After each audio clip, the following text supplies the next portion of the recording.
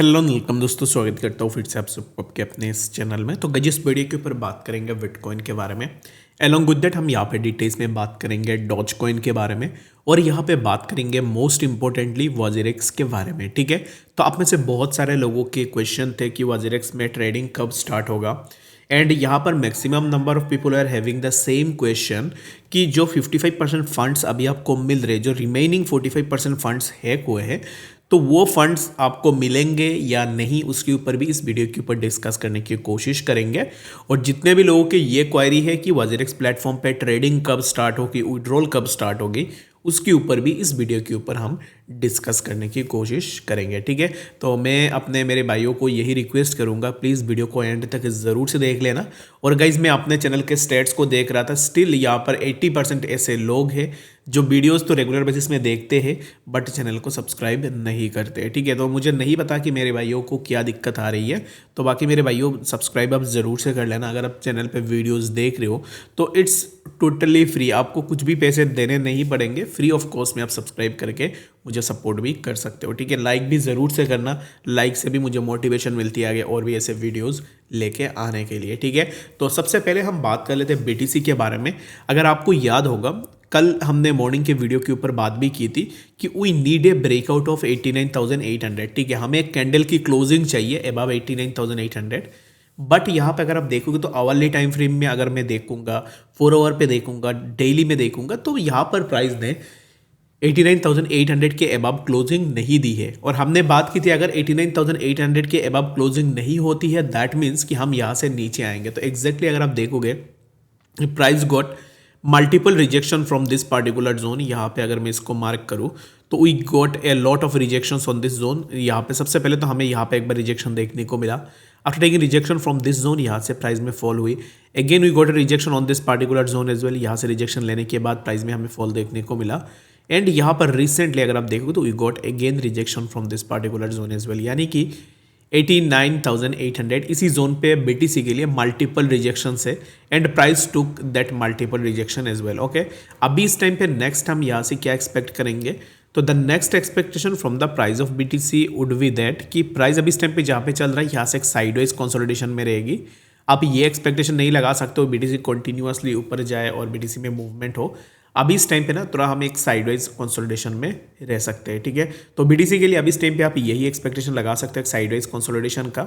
And short बिल्कुल भी open करना मत करना, प्राइस नीचे आती है तो वहाँ पे एक्यूमुलेट करने की कोशिश करना। एक्यूमुलेट कहाँ पे करनी है, कब करना है, वो मैं टेलीग्राम पे भी बता दूंगा। बाकी मेरे भाइयों अगर आपने अभी तक टेलीग्राम पे ज्वाइन नहीं किया है, लिंक डिस्क्रिप्शन में है, फ्री ऑफ कॉस्ट में जाके ज्वाइन भी कर सकते हो। ठीक है, तो चलिए भी बात करते हैं डॉज कॉइन के बारे में कि एग्जैक्टली डॉज में क्या मूवमेंट हो रहा है। तो डॉज में मैंने सिग्नल दिया था near around this particular zone. जितने भी लोग वीडियोस को देखते हो रेगुलर बेसिस में, तो डॉज के ऊपर हम आज से नहीं लास्ट ईयर से हम डॉज के ऊपर डिस्कस करके आ रहे हैं। रीजन बिंग, डॉज एक ऐसा मीम कॉइन है जो लास्ट फ्यू ईयर से बिल्कुल भी मूव नहीं हो रहा है। ठीक है, लास्ट मूवमेंट हुई थी डॉज में 2021 में और उसके बाद से डॉज में इतना मूवमेंट्स नहीं हुई है। ठीक है, अभी इस टाइम पे मूवमेंट्स हमें देखने को मिल रहा है। और यहाँ पे ना अभी इस टाइम पे देखोगे तो प्राइस में एक शार्प मूव आई है विच इज नियर अराउंड 43562 के आसपास डॉज ऑलरेडी हिट कर चुका है। ठीक है, पहले हमें प्राइस देखने को मिल रहा था 26 के आसपास, जहाँ पे मैंने यहाँ पर डॉज के ऊपर मल्टीपल टाइम से सिग्नल्स प्रोवाइड की है। सबसे पहले तो यहाँ पर लास्ट ईयर में हमने बात की थी इसी जोन के आसपास डॉज के बारे में। उसके बाद डॉज इसी जोन पे एंड अगेन यहाँ से ये जो जोन था इसी जोन से रिजेक्शन लेने के बाद एक कंसोलिडेशन हुई साइडवाइज में और वहाँ से प्राइस के अंदर एक फॉल हमें देखने को मिला। आफ्टर ए फ्यू डेज यहाँ से डॉज के प्राइस के ऊपर मूवमेंट देखने को मिला। अगर आप देखोगे तो प्राइस ने एक हाई भी बनाया जो कि 43562 के आसपास। ओके, तो अभी इस टाइम पे डॉज के प्राइस जहाँ पे चल रहा है, मैं एक्सपेक्ट यही कर रहा हूँ कि इसी जोन से एक कंटिन्यूएशन मोमेंटम का एक्सपेक्टेशन मैं लगा रहा हूँ which will be near around 74716 and later we can expect कि हमें डॉज में और भी थोड़ा मूवमेंट देखने को मिल जाए। तो डॉज को लेकर ना मैं बुलिश ही हूँ और यहाँ पर मेरे हिसाब से डॉज को होल्ड करनी चाहिए। मैं अपने पर्सनली होल्ड कर रहा हूँ, बाकी आप होल्ड कर रहे हो या नहीं वो आप मुझे कॉमेंट सेक्शन में भी बता सकते हो। ठीक है, तो अभी बात करते हैं वॉजिरेक्स के बारे में कि एग्जैक्टली वॉजिरेक्स में विड्रॉल की अभी इस टाइम पे क्या चल रहा है। ठीक है, तो विड्रॉल रिलेटेड एंड जो भी फंड्स हैक हो गए हैं उन फंड्स को लेकर अभी तक वॉजिरेक्स ने ऐसा नहीं बताया कि वो कैसे करके यूजर्स के फंड्स को देगा।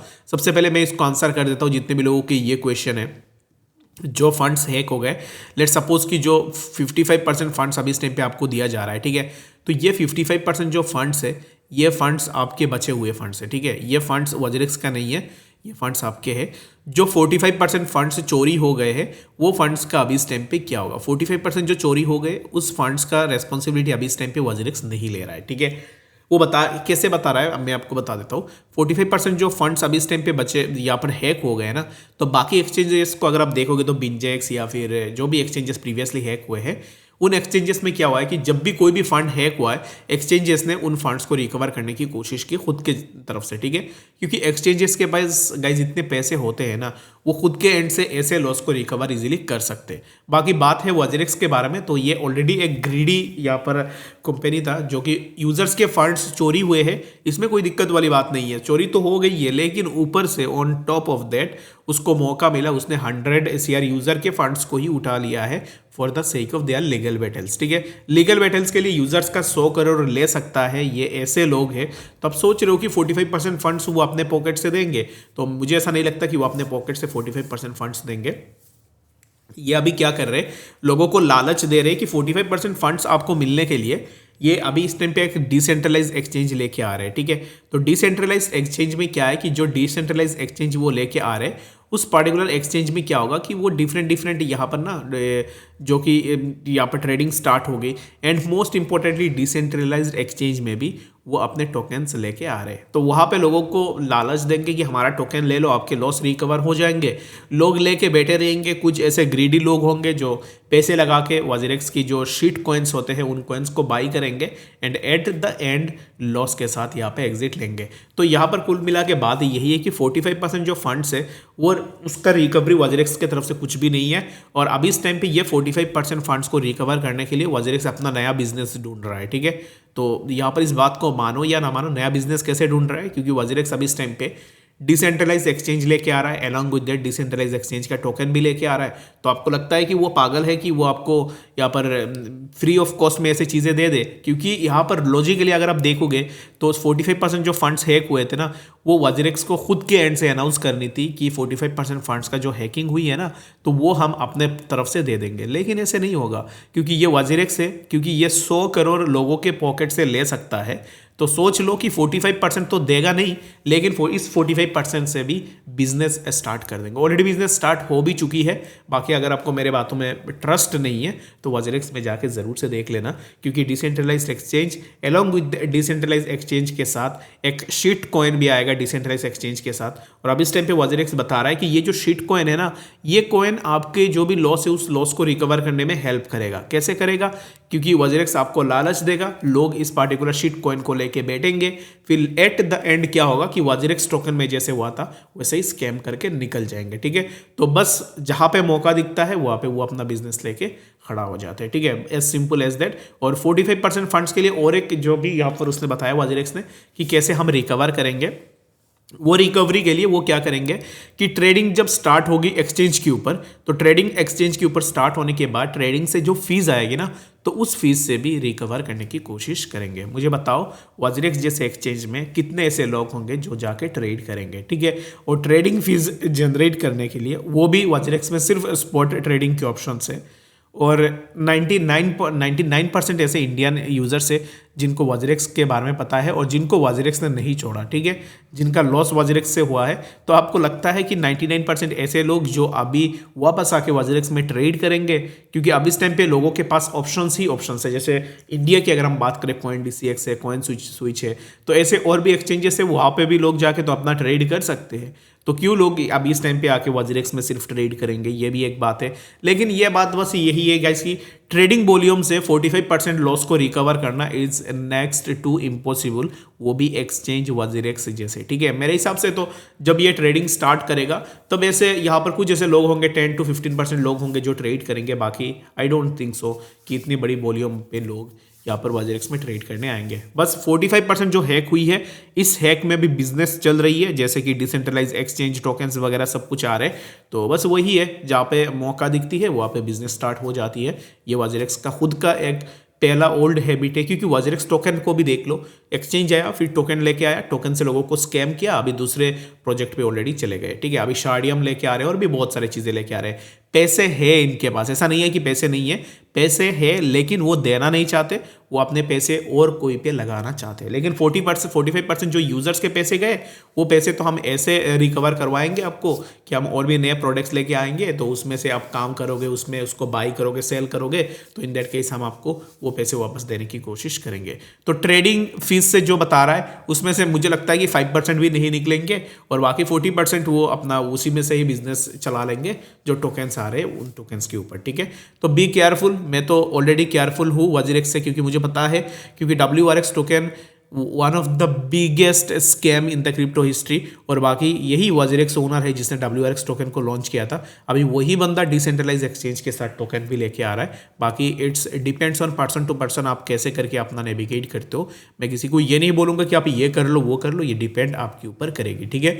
यहाँ पे अगर आप देखोगे तो किसी ने पूछा था वजीरेक्स को कि ट्रेडिंग कब आप स्टार्ट करोगे, उनके पास किसी भी चीज़ के सीधा आंसर नहीं होते, ठीक है। अगर आप बताओ कि मुझे कि भाई अभी बाहर चलते हैं, ठीक है, मैं येस एंड नो में इसका आंसर दूंगा ना, लेकिन वजीरेक्स ऐसे येस एंड नो में नहीं देता है। वो पूरा उसका हिस्ट्री देगा, जितना हो सके उतना मैनिपुलेट करेगा और उसके बाद आपको एक आंसर देगा, ठीक है।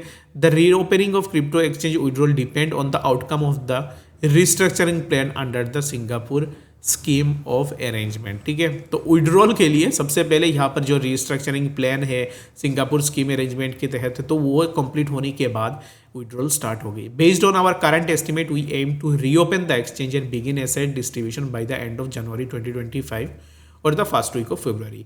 यानी कि जो यहाँ पर एसेट डिस्ट्रीब्यूशन जो भी होगी वो एंड ऑफ जनवरी 2025 या फिर फरवरी स्टार्टिंग में देखने को मिल सकता है, ठीक है। तो बस यही है कि जनवरी से लेकर फरवरी, जिसके ऊपर हमने पहले भी डिस्कस कर रहे थे, तो अभी यहाँ पर देखते हैं कि आने वाले टाइम में क्या exchange reopen and asset distribution होती है या नहीं, क्योंकि यहाँ पर जब भी वजीरेक्स ने कोई भी अपडेट दी है तो उसके बाद कुछ ना कुछ डिलेज हमें देखने को मिले हैं। बाकी जितने भी लोगों के ये क्वायरीज थे कि asset distribution and exchange reopen कब होगी, तो जनवरी 2025 तक हमें यहाँ पर जो एक्सचेंज रीओपन देखने को मिल सकता है। अभी बहुत सारे लोग ये बोल रहे हैं ना कि हम अपने एसेट्स को सेल करना चाहते हैं, उसको मूव करना चाहते हैं, एक्सचेंज पे ट्रेडिंग नहीं हो रही है, तो कैसे करके आप अपने फंड्स को मूव करोगे। इसमें कोई सेंस बनती नहीं है कि जब ट्रेडिंग नहीं होगी ना किसी एक्सचेंज में, उस टाइम पे आप कुछ भी एक्टिविटीज़ नहीं कर सकते। तो ट्रेडिंग स्टार्ट होती है तो तब जाके जो है आप हो सकता है कि अपने टोकन्स को ट्रांसफ़र कर दो या फिर कुछ कर दो, लेकिन ये लोग यहाँ पर इतना इजीली आपको निकालने नहीं देंगे, ठीक है। एक्सचेंज स्टार्ट भी होगी तो हो सकता है कि वो विड्रॉल को भी बंद कर रख ले। बाकी जो भी अपडेट्स निकल के आएंगे उसके ऊपर मैं आपको बताने की कोशिश भी ज़रूर से करूँगा। और वीडियो अगर आपको सही लगे तो वीडियो को लाइक आप ज़रूर से कर देना। अगर अभी तक वीडियो देख रहे हो तो चैनल को सब्सक्राइब भी कर देना। मिलते हैं नेक्स्ट वीडियो अपडेट्स के साथ, तब तक के लिए गुड बाय।